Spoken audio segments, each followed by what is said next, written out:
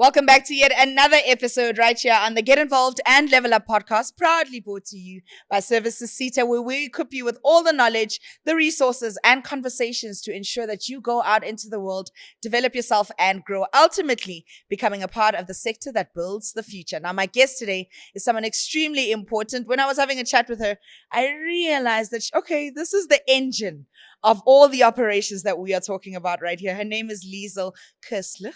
I said it right. Did I say it right? Yeah. And of course, she joins us as Executive Manager of Operations at Services CETA. A pleasure to be chatting to you today. Thank you so much for your time. Thank you for having me, Valerie. Absolutely. Let's talk a little bit about your role. When we say Executive Manager for Operations, what does that entail? What does your day-to-day look like? Troubleshooter, problem solver. The fixer. Yeah. I get all the problems, but it's good. I've got a solid team to help me. It comprises operations, so provincial operations is part of it. We have a section called Skills Development that includes discretionary grant learning program implementation, as well as mandatory grants, employer-funded skills development. And then we have another section that deals with quality assurance. So everything from accreditation of skills development providers right up until quality assurance of learner achievements. So it's a big portfolio. Yeah. Some of the functions are delegated by the QCTO. And so there's a good partnership, a solid partnership with the QCTO, but luckily a solid team backing me up. Yeah. And I mean, I can imagine, it does take some form of experience to get into the position that you are in. Have you always been in management position, or do you feel like, you get into it from something else? I'm trying to see how I get to, Executive Manager of Operations. This level. Yeah. So I really have mostly been in a management role for the better part of 15, 20 years plus.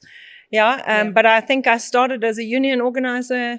I worked at NEDLAC in policy development, and then I had a short stint in corporate labor relations, and I worked in health and HIV for a good 10 years and started a non-profit organization that works in specifically with ARVs, so very clinical orientated.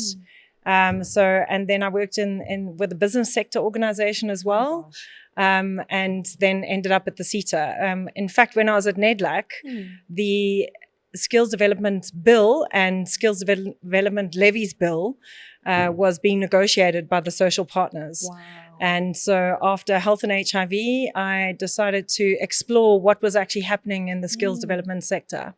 I guess it was within your path. You just didn't know it, in a sense. And I think it's worked out well. Now, I want to know what happens during training. I think that's the main part of you being here, is ensuring we get an understanding of what happens during training. There's many nitty-gritties. There's some challenges. There's some benefits. But from a learner's perspective, when I come to, the likes of Services CETA, or I'm going through another entity to say, I need assistance with these skills, perhaps, or I would like to develop these skills, how would that individual go about it in a way that they are able to actually fully get the full benefit out of the whole experience? So the Services CETA mostly awards discretionary grant funding to what we call lead employers.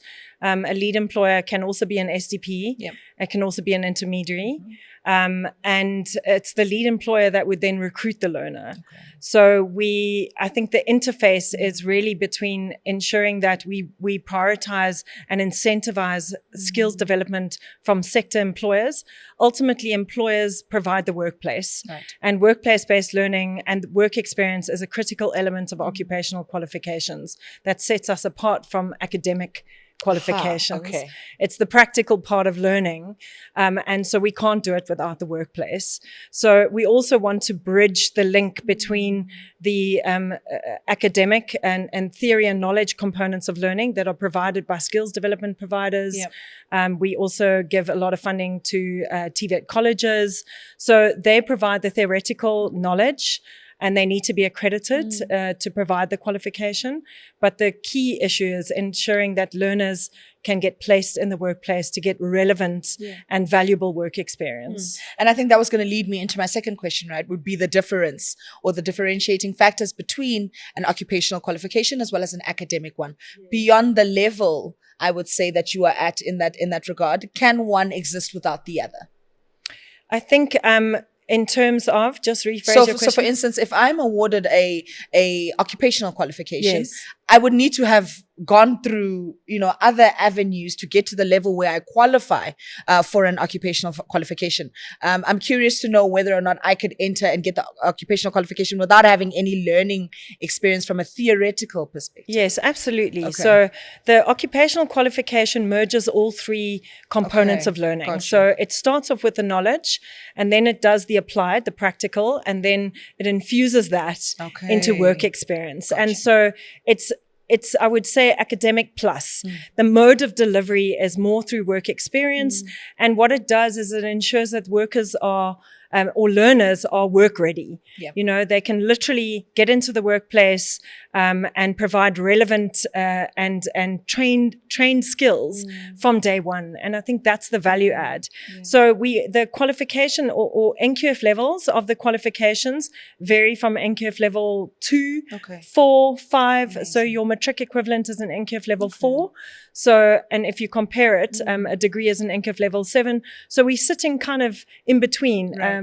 School leavers going up to and articulating into, a degree. But I think it's definitely accessible to learners, and it's an alternative path. Some learners like academics, and some learn better with practical 100%. Experience. And I think 100%. That's what it does. And I think that's another thing is that, right, in school, if you think about going back from an academic perspective, you are graded via, marking. And if you weren't academically strong, then you're a failure, for lack of better words. But how are these assessed? How do you assess, within these qualifications to see whether or not someone is eligible to pass or get the qualification? So there's different learning programs. So your trades is a big element, and it's a national priority. And whilst only hairdressing is the trade falling under the scope of the services SETA sector, we fund all trades. Right. And so trades are very practical, and they would typically exit with a trade test. They need to be eligible in terms of having covered the theoretical components, the practical components, and meeting the workplace experience. Gotcha. Before they would be deemed eligible to write the trade test. So there's a process that they need to go through before they can actually sit for the trade test. It's very practical in nature, as you can imagine. Yeah. Not so theoretical. And then the other qualifications, they would sit for an exam. So it depends on whether it's a historical qualification, or at the moment we're transitioning into occupational qualifications. Yep. And the main difference is the infusing of the work experience, and work experience was always there, but it now has credits. And so we enhanced the requirements in the curriculum for work experience. Okay. And so the assessment that they would have is now national. It's not done by training providers or skills development providers, as we call it. It's a national standardized assessment called ASA. And it's like a national exam, and it has both the theoretical and applied knowledge, and they can even do simulation and practical. Okay. So it depends on the nature of the qualification in terms of how the assessment would function. Yeah. It's quite a new area for the post-school education training sector. We have run a few ACEs, mostly on project management, but we have 20 qualifications that would have sat for an ACE in the coming months. So between December and March, we would have conducted these external integrated summative assessments for 20 new occupational qualifications. So we're quite excited about that. Wow. Okay. You're moving. There seems to be a lot of pieces that make up the bigger puzzle. And I'm curious to know, just in terms of, your experience as executive manager for operations, in your experience, what has been the changes that you've seen in an ever adapting work world? So for instance, the likes of technology are consistently changing every single thing that we do. When it comes to, access to these learnership for learners, when it comes to spreading of information, how have you found that technology has kind of perhaps helped or, decreased the level in which that you guys were operating as services SETA? So again, I think COVID was a big learning experience for all of us, and literally transitioned learning in terms of our core business onto online. So there has been a big shift in terms of online, but it really depends on who you're targeting. I mean, there's no equity around digital access. And I think that that's a big reality. But the occupations and how technology as a change driver affects the occupations is also significant.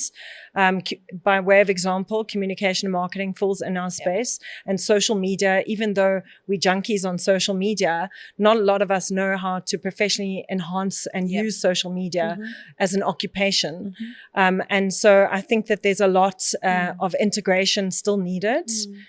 I'm going to pass that question. Yeah, that's okay. It's not a great question. That's okay. And how do you feel, that you are empowering learners with these qualifications? Have you seen, the result or the turnaround in learners feeling empowered and wanting to do more for themselves based off the fact that they now have this qualification that makes them feel a little more credible than they did before? What changes have you seen? So I will say that I have seen learners enter a workplace as interns and exit as confident young professionals. I've seen families celebrate, the first graduate in their home. And I've seen learners managing to secure a permanent job and get a driver's license and buy a car and even their first home. And I think that's the value and the opportunity that the SETA brings. The SETA is really funding opportunities for learners who otherwise wouldn't have that opportunity and literally bridging the world of work and the world of education in a way that provides youth of South Africa opportunities that they otherwise wouldn't have. Right. And how are you ensuring that you are funding what the industry needs in terms of, targeting it specifically? Yeah, relevance. Absolutely. Yeah. Relevance is key. So there's a number of things that we do. We conduct research to assess the mismatch between supply and demand. So where's the demand for skills? Where's the supply, and what is the gap? Yeah. And through that, we identify critical skills and scarce skills, and we would publish that on an annual basis. Okay. We also engage extensively with our sector employers to identify what are the new and emerging skills. So there's changes, not just technology, but there's constantly changes that affect the world of work and new elements that need to be added into qualifications. So whether it can be run as a top-up, through a short skills program, or whether it overall identifies a gap and we need a new qualification entirely. So, and then we also engage expert practitioners who help us in the development of the qualification. So needs are constantly assessed and updated on an annual basis. Yeah. We need to ensure that our funding, because our indicators and targets pretty much stay the same across various learning interventions. The critical thing is to ensure that the qualification is serving the occupation in demand. And I think that's something that we do on a regular basis and assess alignment. I love that. And you mentioned, the operations is from a provincial perspective, but does that affect what is, rolled out nationwide? Or is it a matter of each province is province specific and their needs are province specific? Or do they, come together within the province to see what is needed in terms of skill development nationwide? So I think we know it's a good question because no province is the same, right? Exactly. So needs differ, the economic realities and circumstances differ, job opportunities differ. So we do need to understand look at proportional spread of our occupations and our sector employers. I think the service SETA is uniquely positioned from other SETAs in that we have very generic qualifications in the field of business administration and management, for example, public and development management, office administration. So there's a lot of qualifications that are in demand across all sectors. So we provide opportunities and relevance to all provinces. If you look at funeral services, hair care, beauty, I mean, there's weddings, funerals, everywhere you go, right? So you want to localize those services. Entrepreneurship development falls under our sector. So in order to look at the technical skills and then combine it with the managerial and the entrepreneurial skills, creates opportunities for, building small and micro enterprises, fostering cooperative development, and going to rural areas that I think some SETAs haven't yet reached.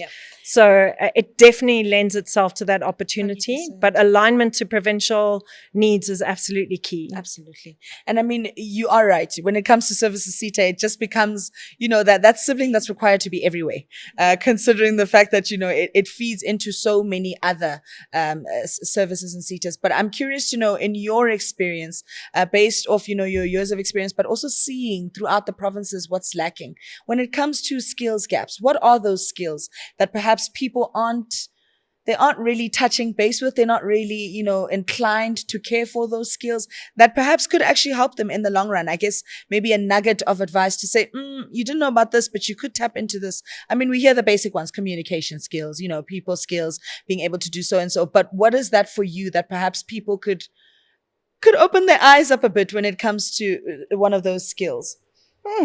That's a tough question.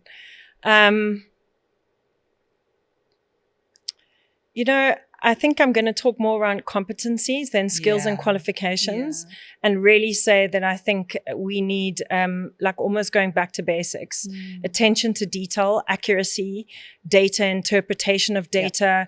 Those are skills that you need in any sector and in any occupation. And I do think that there's a lot of that kind of development that's lacking. If I look just generally in terms of where our funding sits and where and how we invest in the supply of skills, it's project management. And within project management, it's project administration. So the success of what we do is so interdependent on the competencies that our skills development providers have, that our lead employers have, that the host employers have. So, compliance with administration and requirements and criteria and attention to detail, these are some of the things that I think holistically we need. And it's also enabling and will enable strengthening public sector service delivery. Absolutely vital. I want to mirror it unto ourselves as service SETA when it comes to our competency in this regard. Where do you think we're fearing in terms of that? Because it's one thing to have it from all these the employers, from the learners and all that, but us, as service SETA in itself, where do you think the competency lies, and what could be the difficulty or the challenge in ensuring that the ball could be rolling faster, but this may be the hurdle? So I do think that some of the hurdles lie in automation and capitalizing on automation, both in terms of efficiency for ourselves and our stakeholders. Sometimes our demand list is just too long. Like, we need to streamline a lot more, and focus on what we critically require to ensure that there's accountability and we fulfill fiduciary duties in administering grant funding. It's absolutely vital. But all of what I said in the previous answer in terms of attention to detail, it's absolutely so critical. We definitely talk about it a lot, and we do a lot of root cause analysis. I always say, I can solve anything. There's got to be a solution in every problem. But I think it's finding the right solution. You need to know what the root cause of the problem is. And I think there's a lot of development needed in that, like a lot of more critical thinking. Like, critical thinking is such a valuable skill. And how do we get ourselves and each other to critically think? We need to be able to engage. We need to be able to have the freedom to ask a question, and to speak our minds, because one critical thought builds on another critical thought. And if you do it in an engaging and catalytic way, in a dialogue, that's where you can really start problem solving. Teasing out the root cause is one of the things I love. I do it a lot with my team. And I always say, if you don't understand why the problem is occurring, then you can't fix the problem. So I definitely, for me, problem analysis, identification isn't enough. You need to analyze what the root cause is, and then you need to brainstorm what are the options to solve it. And then you need to add on layers of efficiency and effectiveness, look at cost. So it's not always easy, because the solutions are not always what stakeholders want to hear. But I think, it's the mapping, it's the engagement, it's the learning, it's communication. I mean, if I have to drill down to one of the things we need to do better, it's to communicate. You are actually not the first person to say this, because I've gone around to kind of ask that question throughout. And I think it's so important that you mentioned that. But I also want to hop on to what you're saying and say, it's also a mentality. You can hear in the way that you're speaking that you are willing and wanting to solve the problem and wanting to be better. So I also think that's something we need to instill in ourselves, to change the way we think, so that it doesn't seem so draining to have to to perform the task, also draining to solve the problem. So what are you doing for yourself to develop and grow yourself? I hope Liesel's words are clicking in you and making you want to do better and be a better person and upskill yourself in this regard. Do you guys take perhaps feedback in terms of, hearing where you're going wrong or what you could be fixing or what you could be accelerating in being a better entity? We monitor our projects in discretionary grant implementation, and we conduct monitoring at every tranche. So I won't go into the detail of that. There's a lot of monitoring. We also do project inductions together with lead employers where we interface with learners. So at every one of those intervals, we get learners to give feedback.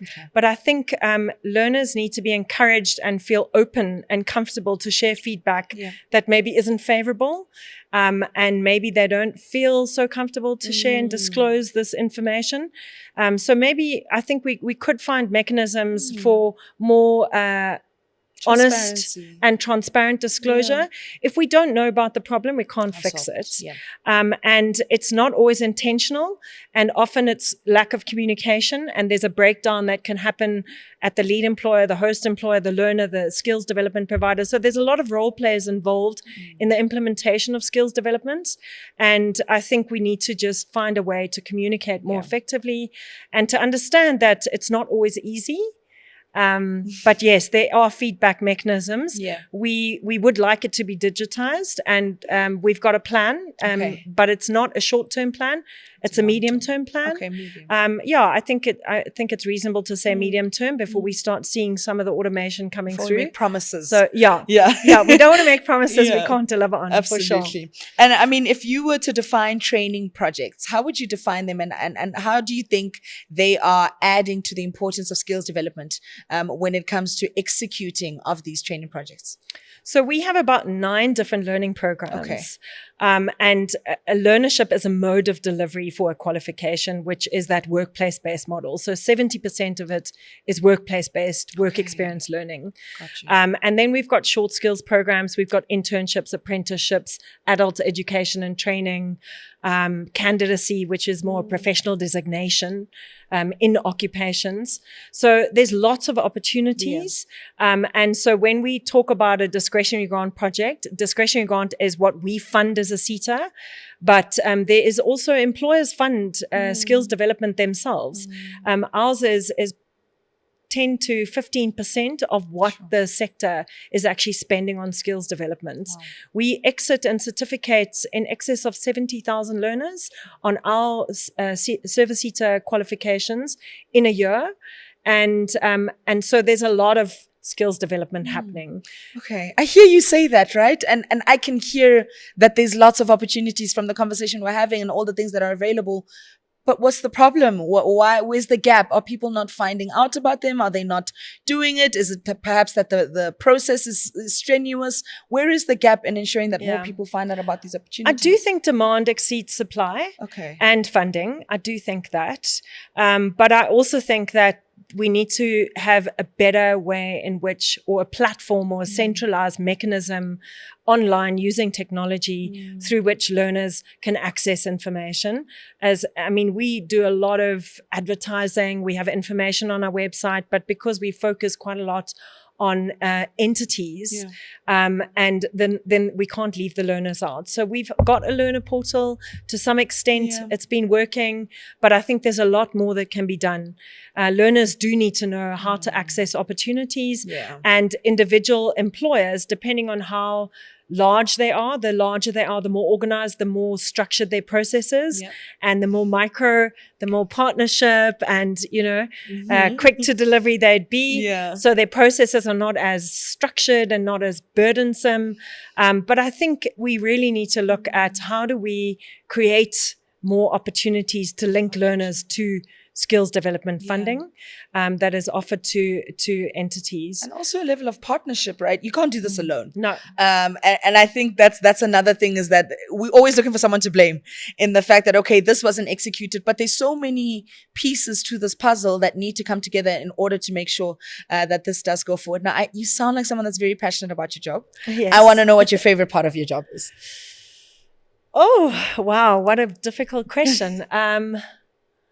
like I really take pleasure in solving a problem that people were struggling with. And I really love to see my team grow in confidence and competencies, because I can't do anything on my own. Yeah.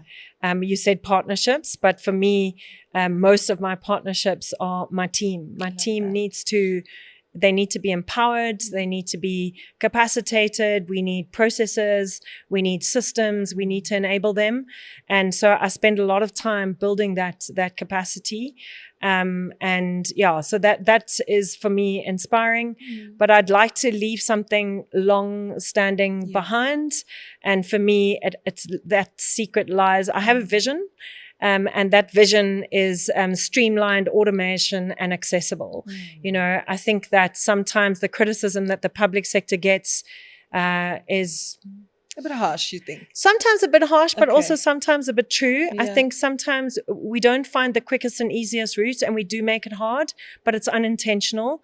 From an audit perspective, the document trail, the evidence that we need to produce, it's really taxing, and it makes the movement slower. Right. And I like speed. Yeah, but fast. Yeah, I mean, but I will not win the race on my own. I can't.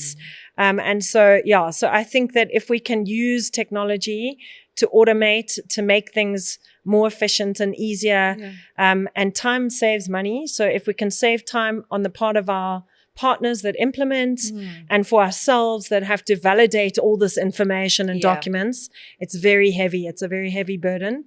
And I mean, there's a lot of human error that we can avoid by using technology.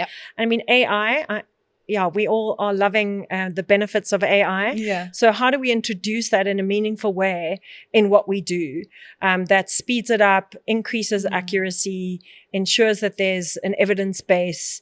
At the end of the day, we are providing funding, and we have to administer that funding, and we have to do it in a responsible way. So I think we need to find the right balance and look at agility and speed and see how we can bring that into the 100%. Mix of, the burden that we have. I always say, unfortunately, whether you like it or not, AI is one of those things where if you don't tap in, you will fall behind. And I think using it to streamline, processes and strategies is a great tool to get you further than you would have. Otherwise, your competitors will be able to see it. So I think it's great that you mentioned that, especially in the fifth industrial revolution we're living in now. I'm a money girl. I love, you talking fast and all of that, but I want to know about just in terms of financial assistance when it comes to these learning programs. Is there perhaps a stipend to ensure that, learners are able to get to and fro the venue and stuff like that? Or is it one of those things where, they'd have to be self-sufficient? So for us, that's the big differentiator between what you would have at a traditional academic model and what we're funding through occupational qualifications. So just to give you some percentages. Yes, let's talk numbers. Yay. So on average, our learnerships across the qualifications, we have two components that we fund. We call it stipend and non-stipend. So stipend is the budget category that goes directly to the learners. And it's based on actual time and attendance.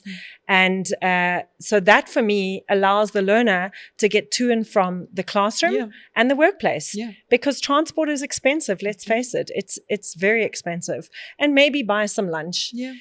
Without that, they won't have access. So that becomes absolutely critical.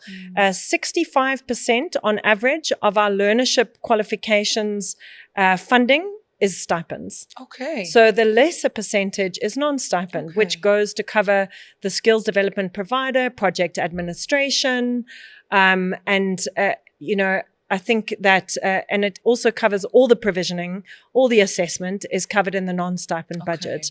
So we don't prescribe exactly what that is made up of, because it depends on, are you doing on-site training? Are you doing online training? Do you need data to be able to access the online training? So we don't prescribe because the delivery and the access to resources that lead employers have differs fundamentally. If I look at another learning program like internships, we have 5 different categories, but on average, stipend makes up 85% of that funding. And then the balance is mostly for project admin and learner recruitment. And it also covers mentorship. So learners need to be mentored. They need to be mentored in the workplace. It's one of the critical elements to ensure that what they're doing and the competencies that they're developing are being supervised and aligned to the curriculum or qualification or occupation that they're wanting to master. So it's really important. If I look at apprenticeships, which is the last example I'll give you, the stipend is 52%. Your non-stipend amount is slightly higher because there's additional extras involved in apprenticeship. Learners need a toolkit. So with a non-stipend budget, lead employers have to provide a reasonable toolkit as a startup kit for apprentices to be able to practice the trade. And they would then keep that when they qualify. They also have like PPE, personal protective equipment. So there's a lot of it, and even sometimes medical assessments as a prerequisite. So there's some additional costs involved in apprenticeship, as I'm sure you can well imagine. There are some risks in some of the trades that are higher than others. So on, you know, if you compare it, it's not just funding the academic side. Most of the money is going to the stipend costs, which goes into the pockets of learners. And to be honest, in our current economy, learners are not just using it for transport and food. It's going far wider and broader in terms of servicing a household. 100%. And contributing to that household income. I have to agree.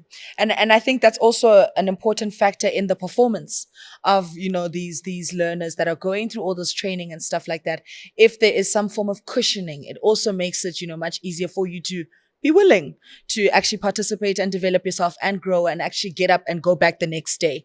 Which I think when it comes to, you know, learners dropping out, do you see that quite often where, you know, they start a program and then they don't finish? And what do you think are some of the reasons where this shortfall comes through? So we do have terminations.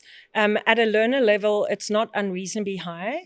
I think the terminations are less than 5% overall of learners that terminate. We then, and the reasons are variable. Sometimes they leave for better opportunities, although we have really adjusted our stipend rates and linked it to NQF level. So the higher the qualification that you're in, the more the stipend. It's linked to labor market practice. And we were seeing that a couple of years ago, our rate was quite low, and we were seeing learners terminating for other learning programs that were offering a higher stipend. And it's not intended. It's an unintentional consequence of there not being standard rates across the seaters. And, you know, learners they're also trying to survive. Sometimes it's personal circumstances, as I mentioned, and other times it's because they actually get employed. We've even had learners that during the course and scope of a learning program are absorbed by the very lead employer that is being funded to implement. And then we kind of try to manage that they complete the learning program and then, you know, benefit. So there could be a top up. So employers can top up a stipend and they can still see their learning program through and then they can be absorbed into full-time employment thereafter. So, Oh my gosh. Okay. Liesl, if someone is sitting at home right now and they feel like this lady's really speaking to me and, you know, me being able to tap into these opportunities, and I also want to get involved, I just don't know how to go about it. I don't know the right person. I don't know anyone. How would you advise them to take the first step? Well, if I was a learner and I couldn't access the funding directly myself, I would ensure that I go onto the CETA's website. I would have a look at what the sectors are that we service. I would look at some of the employers that are sitting within our scope, and I would literally try and navigate on their website to see where the learning opportunities are. Most employers would advertise via their website and the media and social media, and I would start linking myself either on LinkedIn, create a LinkedIn profile so that you can start meeting people, that you can connect to the services CETA's LinkedIn pages, our Facebook pages, that you can start really seeing who the active role players are in our space. TVET colleges, we partner a lot with universities. We give funding for bursaries, but then they would recruit the learners. So again, more in institutional-based models. So you need to be smart. You need to get onto LinkedIn. You need to troll the social media pages. You need to be following the Service Asita's activities. And you definitely need to be familiarizing yourself with the employers in our sector, because that's where the opportunities are going to come from. I think all of us have social media. We're all doom scrolling every single day, but it's about time that you get on the platform that's actually going to help your career and who you are as a person. LinkedIn, that's what she said. Get on there. It's very, very important for you to be able to also network. That's my next and almost final question. Your tips for networking. I'm in a space, perhaps, let's say I'm at a training program or whatever, and I don't even know how to talk to a single person. I'm so nervous. How would you advise people to just network? In fact, networking was one of the critical skills that we identified in work that I was doing around entrepreneurship development, because knowing how to network yourself is absolutely vital. As a learner, I do believe LinkedIn is a professional platform. Learners, it is not the same as Facebook. No, please don't post your peace sign photos there and stuff like that's that. not a good idea. So, but it's about creating a professional network through LinkedIn, reaching out to people, sending a personal message. So not just trying to up your numbers to plus 500. So that's not weird. No, it's not weird. You can definitely send a message with a please connect invite through LinkedIn and introduce yourself, say what you're interested in. Not everybody's going to respond. Some of it is promotional. You know, I get a lot of those kinds of messages, and it becomes quite difficult to respond. But where there's a connection and interest, you've got it. If you're wanting to, so go to forums, industry forums, look at employer organizations, employer associations in the space that you're interested in. There's like township entrepreneur networks, you know, find out where the professional and business networks are, and start mixing and putting yourself out there. One thing I can say is it's not only what you want and what you want to get out, it's what you contribute and what you give. There's always an exchange. There's a level of responsibility in that exchange that I think is often underestimated and underspoken about. So there is a level of responsibility on the part of people in a network and creating and building and networking. And I think it's really vital to say, what can I offer? What can I contribute to whatever it is that's happening? And then what would I like to get out? And sometimes it's not short term. Unfortunately, because we're still in a survivalist economy, you know, people often think short term the now. They're not looking at the medium to long term. And when it becomes, when it's relational, because networks is about relational, you just need to make sure that you conduct yourself professionally, ethically, with integrity, honesty, transparency, and not just looking at what you can get out now, but what you can build into the medium to long term. That's what I would advise. Need I say more? Liesl Kerstlich, ladies and gentlemen, she joins us today as Executive Manager for Operations at Service Asita. She's given you lots of advice today. I certainly hope that you take it with you. But I think the most important thing is to get up and just start. Take that first step. Put yourself out there, network, learn how to communicate, and once you are consistent, it will pay you back in one way or another. It has been a pleasure to chat to you. Thank you so much for coming through to join us. And don't forget to get involved and level up. Welcome back to the conversation. If you've just joined us, we are still in the thick of it, encouraging you to get involved and level up. Now, we've just spoken briefly about how training programs work and how you can get involved in them, but we haven't spoken to an actual training provider. Now, joining me today is Lindiwe Nkosi. She's a director at Telen Consulting, and she's, of course, here to tell us about how they got involved with Service Asita and how they are providing opportunities for many people just like you. Now, Lindiwe Nkosi, a pleasure to chat to you. You look so beautiful. Thank you so much for joining us. Thank you very much, Valerie. Yes. Let's talk a bit about Talent Consulting. What is it that you guys do? We are a skills development provider. We are a training company based in Midrand, Waterfall Office Park. And we've been there in the skills development space for 18 years now. Wow. So it's been a long time. And we've gone through all the trends and trades of the industry. So we are excited to be part of this Services Asita. And let's talk about your involvement. How did you first get involved, or perhaps knowing that, you know, Services Asita was the place to go to when it comes to executing all of your training programs?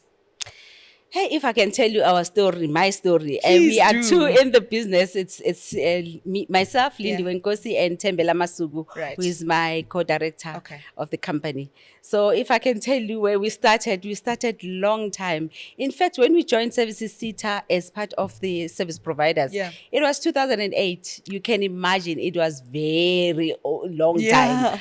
So, and we started, the two of us, and Yeah. starting everything from scratch, from the material development, from getting business out there, from partnering with other Okay. people who are already in the industry.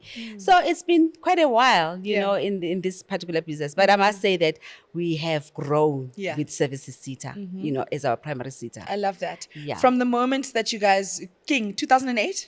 2008, Sure. correct. Okay. So from 2008 to now, 2025, I mean, you've gotten your fair share of experience. What have you observed when it comes to, training programs? Where's the gap in skill development, and what needs to be plugged in when it comes to ensuring that we are covering all bases? To be honest with you, I must say that we are being led by the industry to look at what Okay. are the needs out there, especially with our youth high rate of unemployment. It's really crazy out there. So look at opportunities where, in terms of the industry and the developments of what is happening out there, and also identify opportunities where you look at the scarce skills. Yeah. So that's the most important area where we need to focus on. And we have been in this industry and doing a number of programs with the Services CETA, whereby we have grown with the industry. And I remember there was a time where we were involved with the business outsourcing environment, where we were focusing on the contact center, where it was really growing and Yeah. booming at that time. And because of the external or outsourcing kind of business, from the overseas, Yeah. wanting to invest in South African contact centers. So we were part of that from the word go. So it's been a while out there. I love that. Yeah. And when it comes to, the learners that are part of your programs, how do you select those learners? Hey, I must say that's the crux Yeah. of any training environment. What is most important is how you recruit those particular learners. Yeah. Sometimes you'll find that, more especially nowadays, especially with learners hop hunting, going through learnerships, Yeah. and Looking at for the one which that pays the looking most. at the ones that are paying the Yes. most. So you need to really find those that are in need. And our main focus is more youth development. We're Right. really passionate about that, especially when you see them growing within that particular industry, and then you create opportunities for them where they get exposed, to the work environments. And it gives you a great pleasure to see them in environment, especially in places where you never thought they would be flourishing. And when it comes to them serving you, for instance, we were partnering with City of Johannesburg, for instance, Yes. and where we place most of our learners that we're doing business administration, contact center. So when you find them in places like licensing department, it gives you great pleasure to see them serving you, and they will call you by name. Oh, I love So it's so that. nice to see them flourishing in those kinds of environments. There are many other programs that we are offering as part of TIA Consulting. So where we have really seen improvement and great I would say contribution that you would make. And you'll find that mostly because we love rural areas where they have no opportunities. So when you take them from there and you give them opportunities, I think it's also about being creative in this space. Yeah. For instance, you'll find that in rural areas, they don't have much opportunities in terms of businesses where they would be exposed in terms of workplace experiences.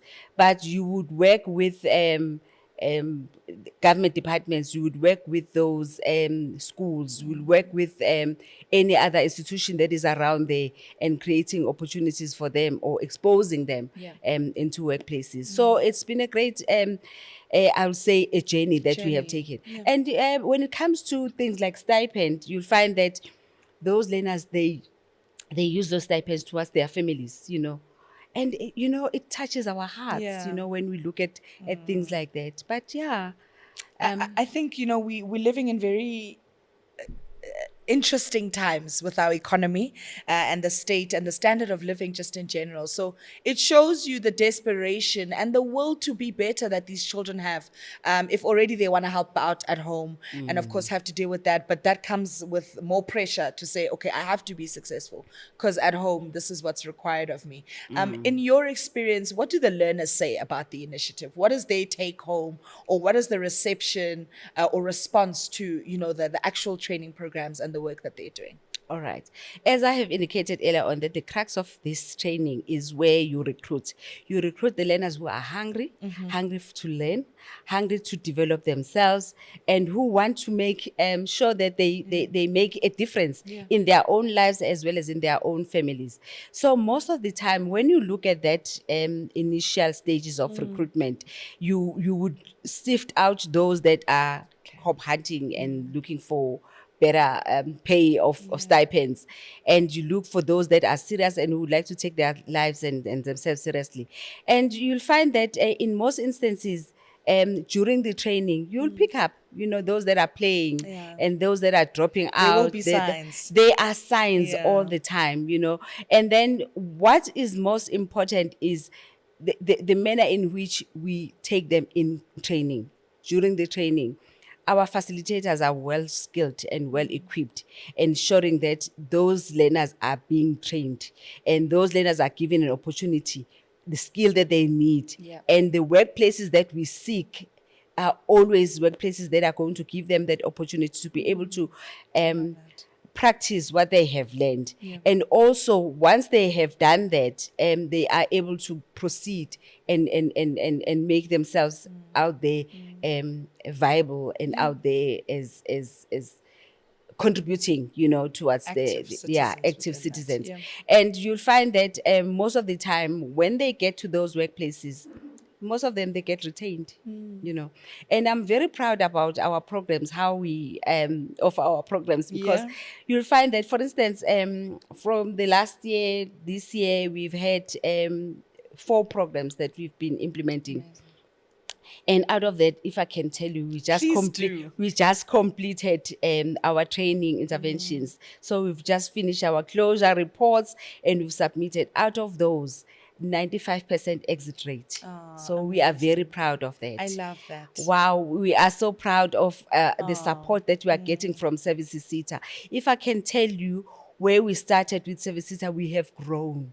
And also we have seen Services SETA moving towards the direction of being developmental than punitive, in the olden days.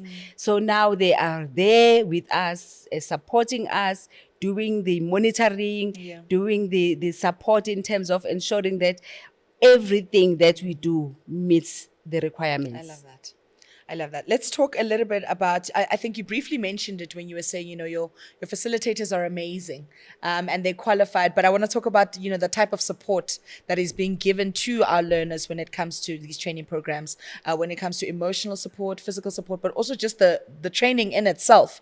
Let's talk about what those learners are taking away once they get into the program. Okay. We do have learner management support system that we have implementing.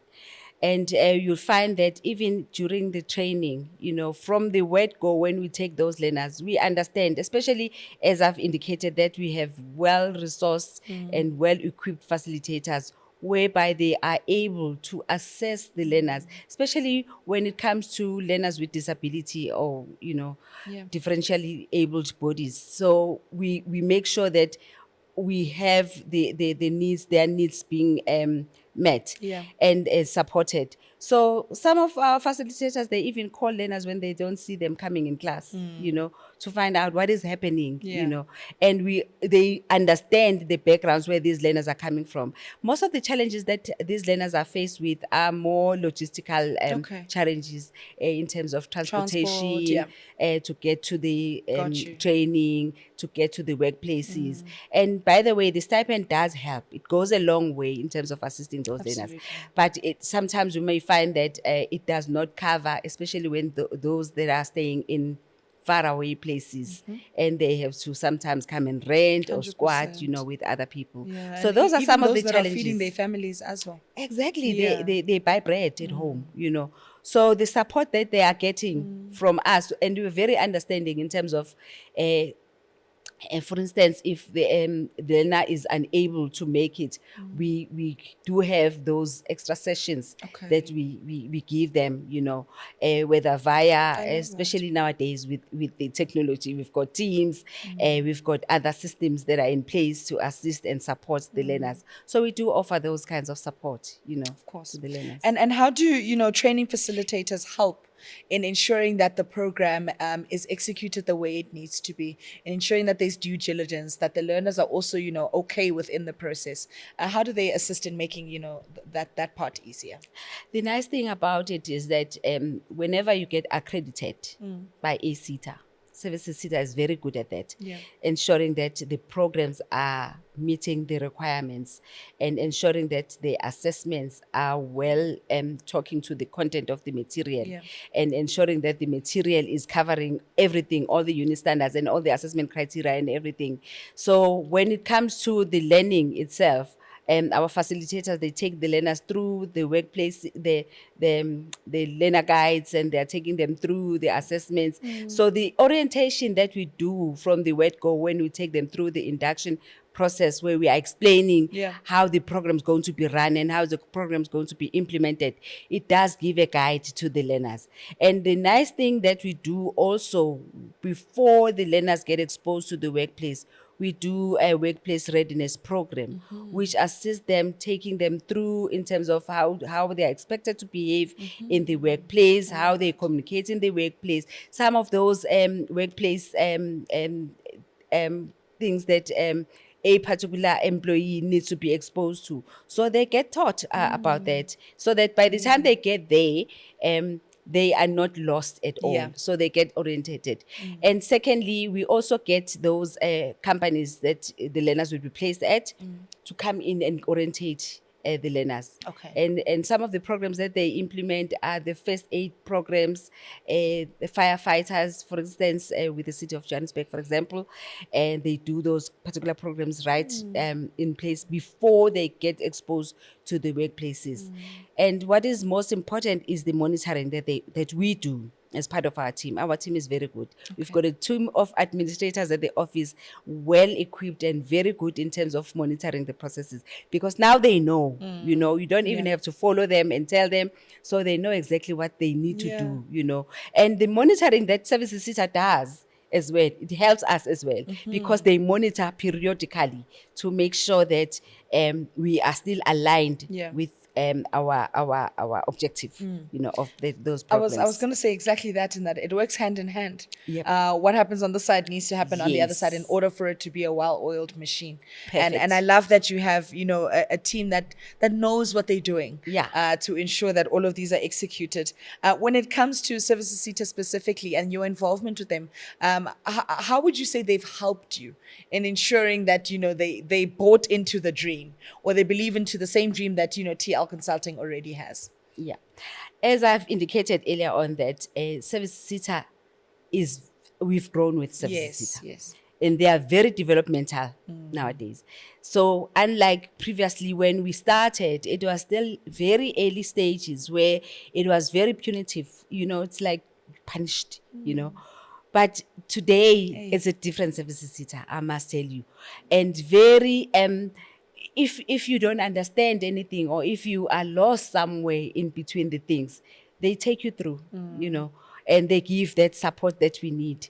And from right at the beginning of the program up until the end of the program, we are still together, as Services SETA. We are one. I love that. I love that. Yeah. If someone is sitting at home right now and they feel like, I want to touch base with something like TL Consulting, I want to apply to be one of the learners in the learning program, how would you advise them to go about doing that?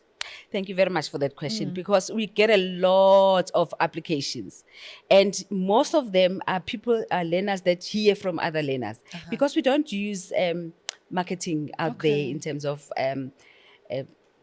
what is it? broadcasting and using Social social media, media. yeah. So most of the programs that we have, it's through when we've got Word a of program, mouth. then we advertise at that time.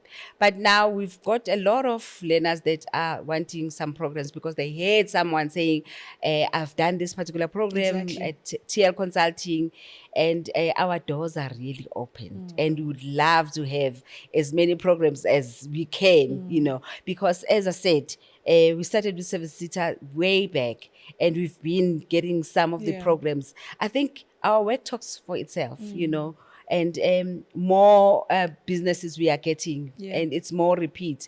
And we don't necessarily, even with the when it comes to the partners out there in terms of the workplace experiences for our learners, we get asked, do you have learners available for us to give them an opportunity? Yeah. So it gives us a great pleasure to be invited in like that. Yeah. And so learners can apply. Maar alna social media, how am I going to find you? We are now Oh, back. okay, Yo, welcome. yes.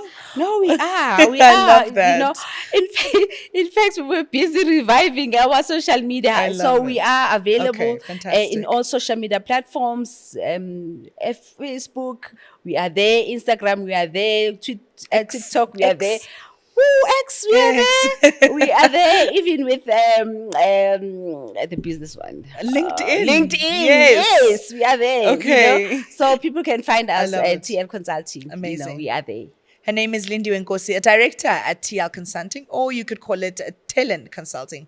And they, of course, are providing so many opportunities and learning programs. So please, please, please head out there, get involved. If it's not through Services Cita, then this is another entity where you can get involved. When we come back, we chat to someone who actually did what we're saying you must do and took the step to better themselves, develop themselves, and grow. And they are now a part of the sector that's building the future. We'll be right back.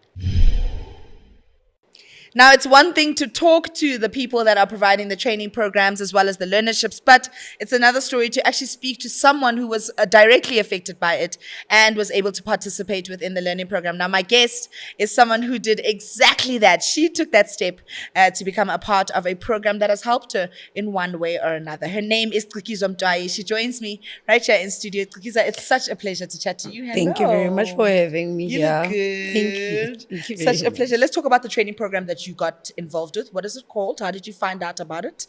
And what made you say, okay, I'm going to do it? Okay, first things first, the leadership program that I was in was contact center level 2. Okay. It's only based on like the contact centers. So for me to go there, it was only for the stipend, obviously. However, it was because I wanted to just clean up my mind. Yeah. I was so narrow-minded to a point whereby I told myself that I won't ever work to a contact center. The only thing that I'll do is just go to retail on December to get that cash, and then life goes on afterwards. So I want to ask you why. Why did you say to yourself, "Hore, you'll never work in a because call center?" I like engaging with people like when we are around, but then it's much more hard trying to convince a person to listen to you while the person is very angry and very vivid. And we're like, no, I'm sorry for the inconvenience. I even dream of myself saying sorry for the inconvenience. I'm so sorry. There's an element of trauma in that, but we'll sort that out. I want to talk about just the benefits of being within this program. The fact that you are now able to, one, have empathy.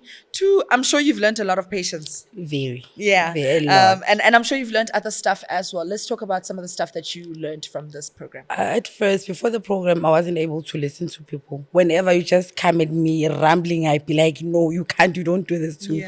And then now it helped me to just keep a calm mind, listen to a person, and then engage with the person in a different aspect. You understand? And do you feel like the program helped you with your current role in any kind of way? Yes, or do you feel like yes, it helped me. It helped me a lot because now the career that I wanted to take is aligned with what I'm doing now. Why am I saying that? Because I wanted to be a social worker, and then now I'm at the contact center, but then like it's just a campaign, SASA campaign. Imagine a person calling you and be like, I didn't get my grant money. And then you are able to assist that person who say, do like this and this and this, so that like you can be able to help. So it's like the very same thing that I wanted to do, which is to help people. But it's also the fact that, like, when as Tricky yourself, you also see these things. Like, many people would just say, ah, they're not linked, you know, but you must also open up your eyes to say, oh, this is actually helping me like this. Now I know how to talk to people. Now when someone's angry, I know how to calm them down. Yes. So you're perfectly aligned in where you need to be, and you will be a social worker.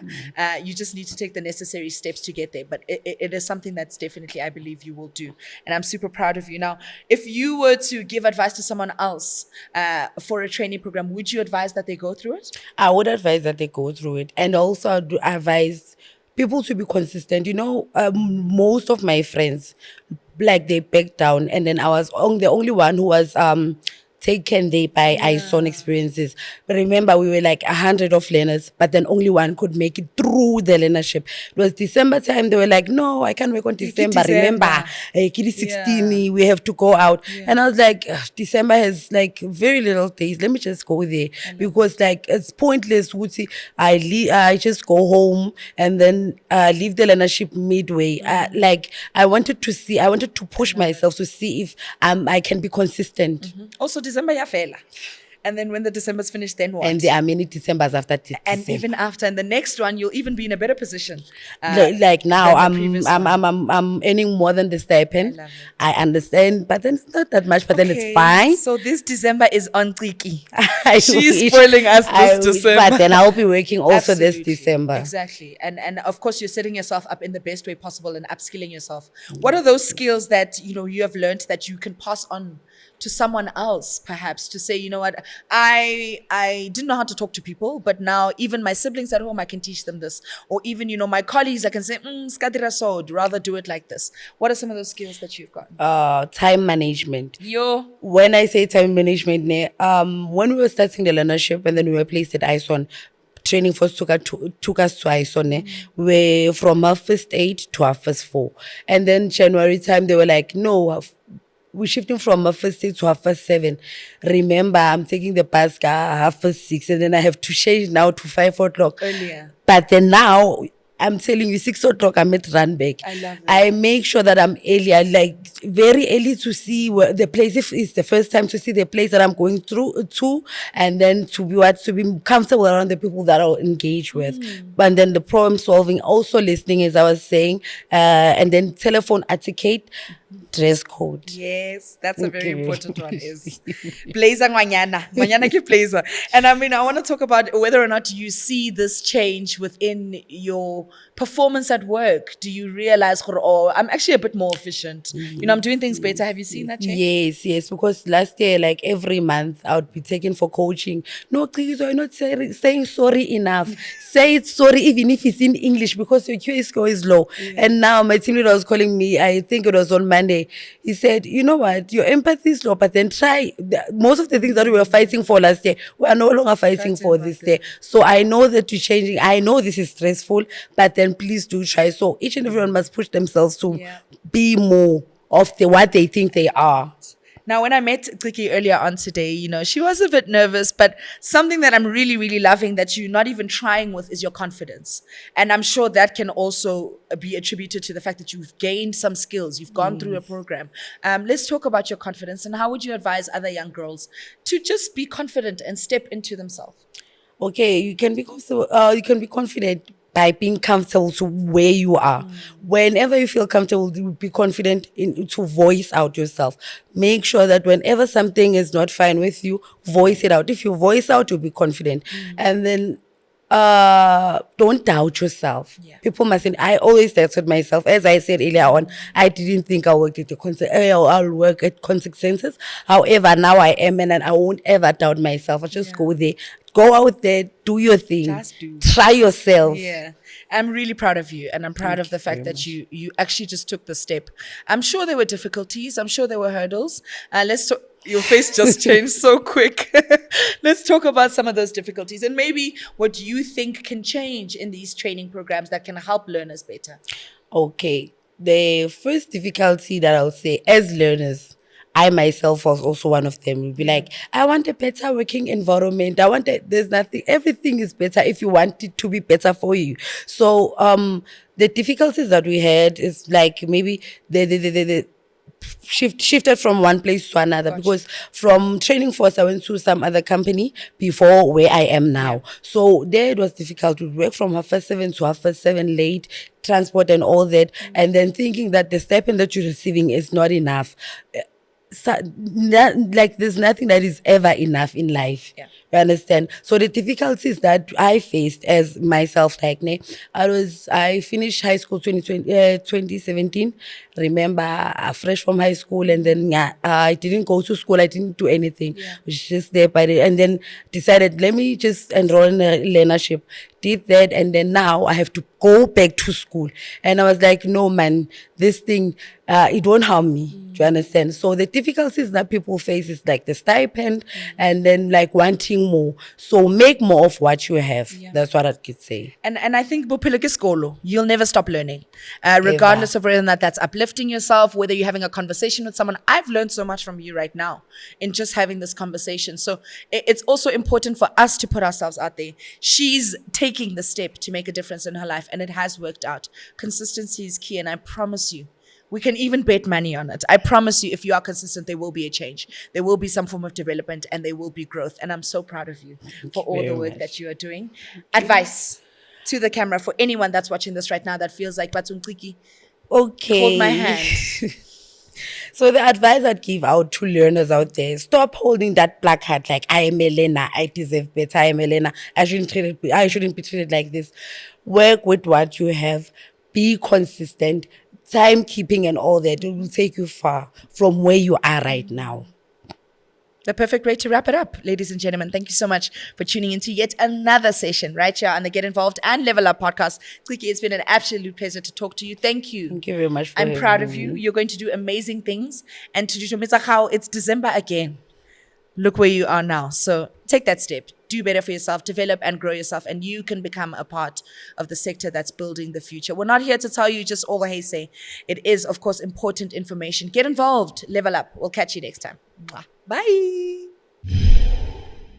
A myth is that occupational qualifications are just another name for an academic degree. That's false. Occupational qualifications are recognized for specific trades or jobs, combining knowledge, practical skills, workplace experience, unlike academic degrees, which are more than theory-based. The myth is that occupational qualifications aren't important in today's job market. Now that is false. These qualifications often align directly with industry needs, enhance employability, and bridge the gap between classroom learning and workplace demands. A common myth is that skills, knowledge, and experience are separate and don't need to be integrated. Now, this is obviously false. Occupational qualifications require a mix of theory, practical skills, and workplace experience to ensure a learner is truly competent for a role. That's it for this week. We'll catch you on our next episode. And don't forget, all you need to do is develop and grow, and you can become a part of the sector that's building the future. Bye-bye.